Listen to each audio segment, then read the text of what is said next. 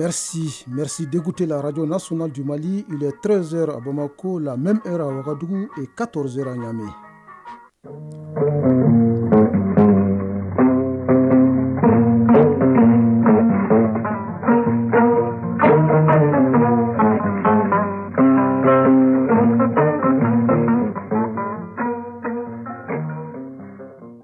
Le journal Bourama Traoré. Les titres. C'est un pas de plus dans la bonne direction. Le ministre des Affaires étrangères de l'Alliance des États du Sahel recommande la création d'une confédération du Burkina Faso, du Mali et du Niger. C'est la principale décision issue de la réunion tenue à Bamako. La 28e mission médicale chinoise s'achève, la 29e s'installe pour un même objectif, contribuer à la prise en charge correcte des patients maliens. Plus de 21 000 consultations externes et d'autres acquis importants ont été enregistrés par la 28e mission. Vous les saurez dans cette édition. Former pour mieux protéger les ressources de l'État, c'est l'objectif que se fixe l'Office central de lutte contre l'enrichissement illicite. Il forme les élus et membres de la société civile de Mopti sur les conséquences socio-économiques de la corruption. Dans le viseur du chroniqueur culturel Le Toguna, un abri des hommes dans le milieu d'Ogon, sous lequel se réunit le conseil du village. Le Toguna occupe une position stratégique et repose sur 8 piliers, tout sur cet édifice en fin d'édition avec Alpha Maïga. Sport football, la finale de la Coupe du Monde des moins de 17 ans oppose en ce moment l'Allemagne à la France. Hier, en match de classement, le Mali a battu l'Argentine par 3-0. C'est tout pour les titres. Mesdames et messieurs, bonjour et bienvenue dans cette deuxième édition de Mali Actualité que nous ouvrons avec cette série d'audiences à la primature. Le Premier ministre a reçu hier une délégation des ministres des Affaires étrangères des pays de l'Alliance des États du Sahel. Le chef du gouvernement a également ouvert ses portes au groupement des opérateurs économiques de la Guinée-Conakry et à l'association des communautés bois du Mali. Voyons tout cela en détail avec Boubacar Bablin Touré. Le chef du gouvernement a reçu en audience la délégation des ministres des Affaires étrangères des pays de l'Alliance des États du Sahel, AES. Ils sont venus présenter au chef du gouvernement les résultats des travaux tenus ici à Bamako. Une rencontre qui se situe dans le cadre de l'opérationnalisation de l'AES. Dr Shogel Kokalamaïga, Premier ministre. Vous-même vous sous-estimez. Vous êtes en train d'écrire l'histoire de l'AES, du Mali, du Burkina et du Niger, mais vous êtes en train d'écrire l'histoire de l'Afrique. Je voudrais donc vous féliciter et vous souhaiter beaucoup de succès. Serrons-nous les coudes. Ce qui va être décidé à l'issue de vos travaux, ça doit devenir une sorte de bréviaire pour nous tous. Deuxième audience accordée, le groupement des opérateurs économiques de la Guinée-Conakry. La délégation est venue présenter au Premier ministre le tout nouveau bureau mis en place qui se fixe désormais comme mission de contribuer au développement économique de nos deux pays. Boubacar Condé, président du groupement des opérateurs économiques de la Guinée-Conakry. Dieu a fait que nous, notre gagne-pain se trouve au Mali ici. Et les opérateurs économiques guinéens sont établis de Caille jusqu'à Gao.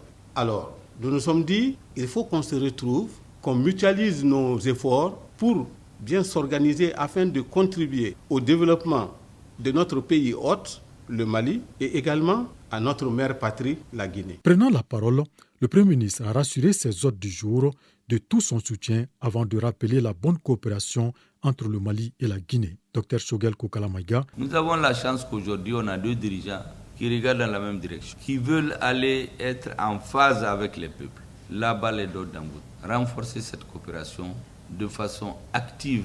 Troisième et dernière audience, l'association de la communauté bois du Mali. Les membres sont venus partager avec le Premier ministre une préoccupation en lien avec la situation sécuritaire. Zazé Norbert Dambélé, porte-parole de l'association des communautés bois du Mali. Pour ce qui concerne l'insécurité de façon très spécifique au niveau du pays Bobo, nous vivons beaucoup de séquelles en ce moment.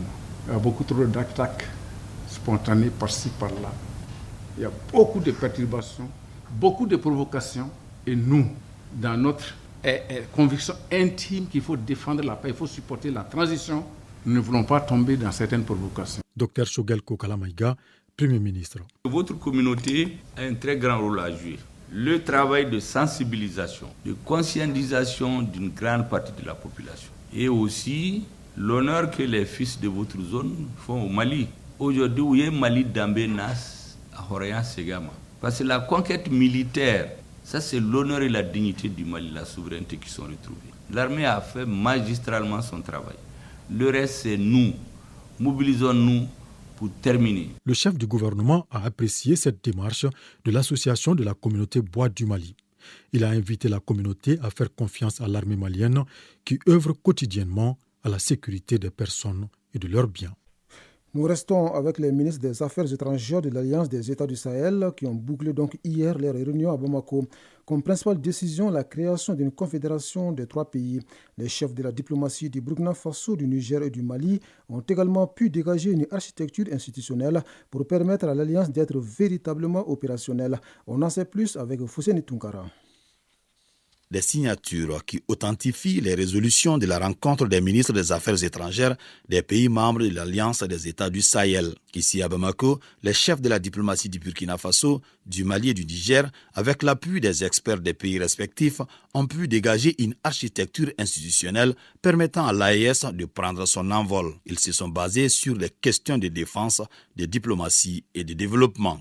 Abdoulaye Diop, ministre des Affaires étrangères et de la coopération internationale. Les ministres ont salué les succès significatifs enregistrés par les forces de défense et de sécurité du Burkina Faso, du Mali et du Niger dans le cadre de la lutte contre le terrorisme et l'insécurité. Les ministres ont recommandé de favoriser la participation des élus, des femmes, des jeunes et de la société civile aux initiatives de l'Alliance des États du Sahel. Au cours des délibérations, les ministres ont réitéré leur ferme détermination de consolider les liens séculaires qui unissent les 3 pays à travers une intégration politique et économique renforcée. Face aux enjeux, notamment la nécessité de relever urgemment les défis communs, mais aussi et surtout conscient du formidable potentiel de paix, de stabilité, de force diplomatique et d'émergence économique qu'offre une alliance politique renforcée et guidée par l'ambition de parvenir à terme à une fédération réunissant le Burkina, le Mali et le Niger, recommande aux chefs d'État la création d'une confédération des 3 États. À ces hôtes du Burkina Faso et du Niger, le ministre Abdoulaye Diop a réaffirmé l'engagement du Mali à maintenir cette dynamique de coopération. Au nom des autorités maliennes, nous avons exprimé notre totale disponibilité à continuer à cheminer. Naturellement, cette rencontre de Bamako n'est qu'une première étape. Le plus important pour nous, c'est de pouvoir continuer à travailler pour matérialiser et faire mentir tous les pronostics et montrer que l'AES est une entité et une structure qui est différente de celles qui ont existé avant nous. Les résolutions issues de cette rencontre de Bamako seront soumises à l'appréciation des chefs d'État des pays membres de l'AES. Le quitus de ces présidents en exercice ouvrira la voie à d'autres étapes de l'évolution de cette initiative Burkina-Mali-Niger. En attendant, parlons de la coopération entre le Mali et la Chine qui est au beau fixe. L'illustration, c'est bien dans le secteur de la santé. Depuis des années, notre pays accueille des missions médicales chinoises. La 28e, forte de 22 médecins, vient de boucler son séjour au Mali. Cette équipe a réalisé plus de 21 000 consultations externes. Un acquis parmi tant d'autres. Une équipe s'en va, une autre arrive. La 29e mission médicale chinoise est déjà à Bamako. Retour sur la cérémonie de départ de la 28e mission avec Koumba Sissi. Après avoir passé 18 mois en terre malienne, la 28e mission médicale chinoise au Mali est à sa fin. Cette équipe de 22 médecins a travaillé à l'hôpital du Mali en étroite collaboration avec leurs confrères maliens pour le bien-être des populations. Et depuis plusieurs décennies, cette relation bilatérale entre la Chine et le Mali témoigne de la volonté des autorités des 2 pays d'approfondir leur coopération. Shen Xiong, ambassadeur de la République populaire de Chine au Mali. La Chine appliquera consciencieusement l'esprit des directives du président Xi Jinping, travaillera avec le Mali pour approfondir la coopération bilatérale dans le domaine de la santé comme dans d'autres domaines. Cette équipe, en fin de mission, a fourni des efforts remarquables durant leur séjour à l'hôpital du Mali. Dr Abdoulaye Guindo, secrétaire général du ministère de la Santé et du Développement social. La 28e équipe a réalisé 21 426 consultations externes, 6 005 séances d'acupuncture, 512 échlorations fibroscopiques, pour ne citer que ceci. Il faut rappeler que cette équipe nous a permis également de démarrer les activités de procréation médicale assistée qu'on appelle PEMA, avec la formation en signe des professionnels de santé, dont 2 gynécologues et 2 agents de laboratoire. L'acquisition de médicaments et équipements de la procréation médicalement assistée pour une valeur de 104 926 925 francs CFA. Après avoir reçu des attestations de reconnaissance, le chef de la mission partante a, au nom de son équipe, remercié le peuple malien pour sa franche collaboration. Yu Rankiao, chef de la 28e mission médicale chinoise au Mali. Je suis très content et toute la mission est très contente de présenter dans cette cérémonie. Tout ce qu'on a travaillé ici, c'est pour le peuple malien et c'est ce qu'on doit faire ici. Et, on a reçu beaucoup d'aide et beaucoup de soutien du gouvernement malien et de l'hôpital du Mali. Et on vous remercie beaucoup. La place de cette 28e mission ne sera pas vacante car l'équipe qui doit la remplacer est déjà présente à l'hôpital du Mali. Elle est composée de 23 médecins et dirigée par le docteur Siu. Direction Mopti pour parler de la lutte contre la corruption. Selon les rapports des différentes structures de contrôle, le Mali a perdu plus de 1200 milliards de francs CFA de 2005 à 2019 du fait de détournements, de fraude ou encore de gaspillage. Un fléau auquel s'attaque l'Office central de lutte contre l'enrichissement illicite.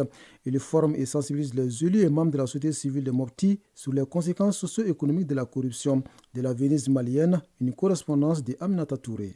Initié par l'Office central de lutte contre l'enrichissement illicite, cet atelier a pour thème sensibilisation des élus et la société civile de Mopti sur les conséquences socio-économiques de la corruption. Il s'inscrit dans le cadre de la Semaine nationale de lutte contre la corruption, édition 2023. Wali Sekou Traoré, président du pôle prévention au CLEI. Il s'agit à travers cette activité de sensibiliser les élus locaux et la société civile sur les conséquences socio-économiques de la corruption, car ces élus locaux vont être très bientôt au cœur de la refondation de l'État à travers la décentralisation. Donc il faut qu'ils soient imprégnés des règles de bonne gestion pour que les ressources qui vont leur être affectées pour la gestion, ces ressources puissent être utilisées au bénéfice exclusif des populations locales. Il ressort des rapports des structures de contrôle que de 2005 à 2019, l'État malien a perdu 1266 milliards de francs CFA, des suites de détournement des deniers publics, de fraude au marché public, de gaspillage et de détournement de biens de l'État. Un manque à gagner qui, selon la Commission économique des Nations Unies pour l'Afrique, aurait pu servir à financer la construction d'écoles, d'hôpitaux, entre autres. Colonel-major Abbas Dambélé, gouverneur de la région de Mopti. Cet atelier vient à point nommé, c'est en cohérence avec la ligne de conduite de nos plus hautes autorités de la transition, dont la thématique est la sensibilisation des élus et de la société civile. Ce serait un déclic pour que nos populations, dans le cadre de la décentralisation, puissent parer à d'éventuelles mauvaises gouvernances. L'atelier a été rendu possible grâce à l'accompagnement du projet d'appui à la lutte contre la corruption. Il est exécuté par l'Association pour la reconstruction et le développement ARD. Mopti, Aminata Touré et Diakalia Traoré pour l'ORTM. Sur la scène internationale, d'abord en Guinée-Bissau, l'armée annonce que la situation est totalement sous contrôle après l'arrestation du chef de la garde nationale. Cette unité retranchée dans une caserne de Bissau affrontait les forces spéciales. Ces échanges de tirs faisaient suite à ce qui s'apparente à une tentative d'évasion de 2 hautes personnalités de l'État soupçonnées de corruption. Au Gabon, le Premier ministre de la suite et de la transition, Raymond Ndongo Sima, a rencontré hier le corps diplomatique, les responsables des partis et des associations. Objectif, présenter le bilan de l'appel à contribution qu'il avait lancé aux Gabonais le 2 septembre dernier. À travers cet appel, ses compatriotes étaient invités à faire leurs propositions à soumettre à la concertation nationale prévue en avril dans le but de réformer les institutions et écrire la nouvelle constitution du pays. Plus de 17 000 propositions ont été faites pour la future concertation nationale. Au Soudan, à la demande des autorités, le Conseil de sécurité a mis un terme hier à la mission politique de l'ONU dans le pays. La résolution adoptée par 14 voix pour une abstention décide donc de mettre fin au mandat de la mission onusienne à partir du 3 décembre 2023 avec une période de transition qui s'étendra jusqu'au 29 février pour le transfert de ses activités. Enfin, à la COP28, les chefs d'État africains appellent à des résultats concrets. Ils se sont suicidés hier à la tribune pour expliquer comment ils attendent de respecter leurs engagements pour lutter contre la crise climatique. Chacun a rappelé l'importance d'aboutir à des résultats concrets et de sortir enfin de la logique des petits pas. Dans le même registre, une vingtaine de pays, dont les États-Unis, la France et les Émirats arabes unis, ont appelé ce samedi dans une déclaration commune à tripler les capacités de l'énergie nucléaire dans le monde d'ici à 2050. L'objectif est de réduire la dépendance au charbon et au gaz, enjeu de cette COP. L'annonce a été faite par John Kerry, l'émissaire américain pour le climat à Dubaï, mais la Chine et la Russie ne figurent pas parmi les signataires. Retour au Mali pour s'informer sur les acquis et les défis du Centre de formation pour le développement. En 2023, le CFD a formé plus de 1000 cadres. La structure entend maintenir les caps pour l'année 2024 avec un budget prévisionnel de plus d'1 milliard de francs CFA. C'est ce qui ressort de la 18e session ordinaire du conseil d'administration du Centre de formation pour le développement. Une session suivie par notre reporter Abibatou Koyan-Diakité. Cette 18e session ordinaire du Centre de formation pour le développement se tient dans un contexte financier difficile pour la structure. Toutefois, le CFP a pu relever le défi. Les résultats sont examinés au cours de ce conseil d'administration. Aliou Mohamed, directeur du Centre de formation pour le développement. Nous allons adopter le procès-verbal du dernier conseil. Nous allons échanger sur les rapports du commissaire des comptes. Nous allons échanger sur les activités menées en 2022 et sur les activités prévues en 2024 et le budget prévisionnel. Pour l'année 2024, le projet de budget soumis aux administrateurs se chiffre en recettes et en dépenses à plus d'1 milliard 90 millions de francs CFA contre un peu plus d'1 milliard 35 millions de francs CFA en 2023. 2023, dont le rapport d'activité a également été présenté. Diakarija Dambélé, représentant le ministre de l'économie et des finances. Au cours de cette année 2023, le CFD a formé 1041 cadres contre 554 cadres en 2022. Parmi ces 1041 cadres formés, 775 sont des hommes et 266 des femmes, soit 25,55%. En ce qui concerne les régions, le CFD a pu exécuter ses formations dans les régions de Kaï, de Koulikoro, de Ségou et de Gao. Rappelons que le Centre de formation pour le développement est un établissement public à caractère scientifique qui a été créé en 2009. Il a pour mission principale le renforcement des capacités des cadres du secteur public, du privé et de la société civile impliqués dans la conception, la mise en œuvre, le suivi et l'évaluation des politiques et programmes de développement du Mali.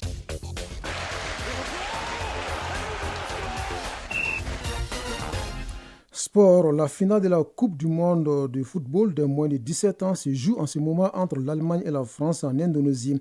Sur le continent, la deuxième journée des matchs de groupe des compétitions africaines de la CAF se dispute ce week-end et la sixième journée du championnat national de Ligue 1 prend fin ce samedi avec 3 matchs au programme.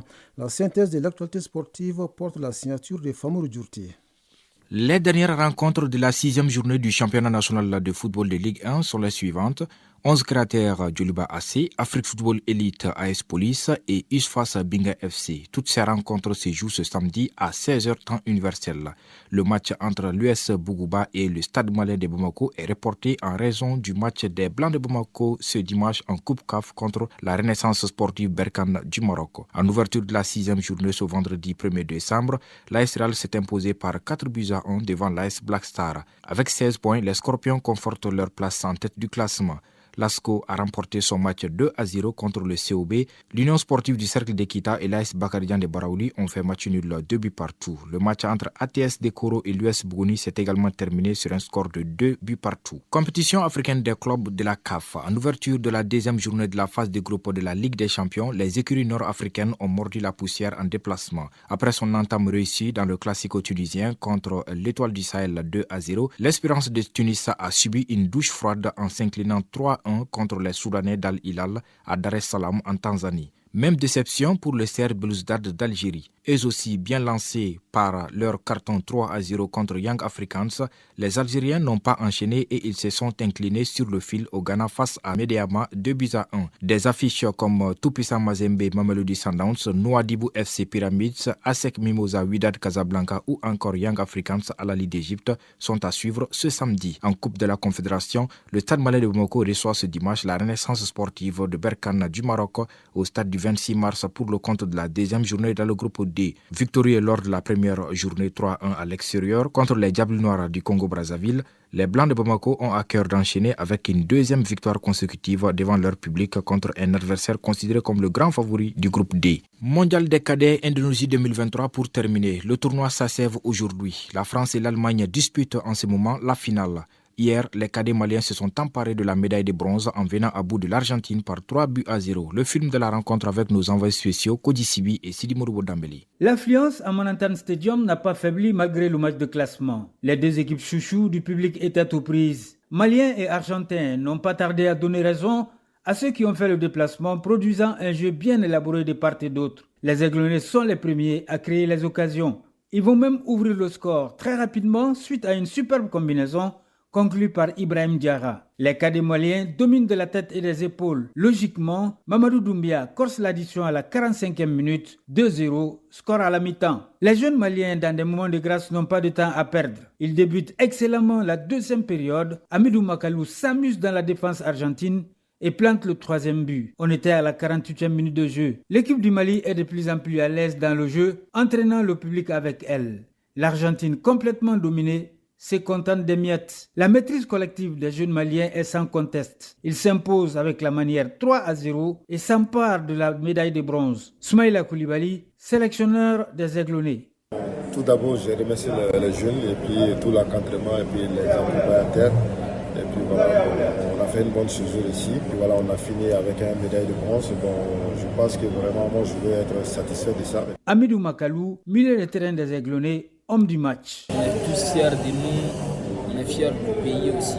Même si le but c'était de remporter la coupe, on n'a pas pu faire ça, mais on est fiers.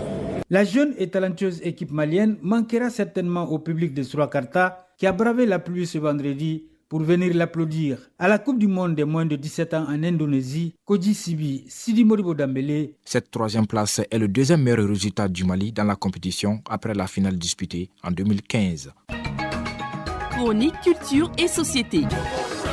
Elle s'intéresse aujourd'hui au Toguna. C'est un abri des hommes dans le milieu Dogon sous lequel se réunit le conseil du village. Traditionnellement, le Toguna repose sur 8 piliers, un nombre qui rappelle, selon notre chroniqueur, celui des premiers ancêtres des hommes, à savoir 4 coules de jumeaux. Alpha Maïga est allé à la rencontre d'un traditionnaliste et le directeur national adjoint du patrimoine culturel. Suivons leurs explications. Toguna signifie en Dogon abri des hommes.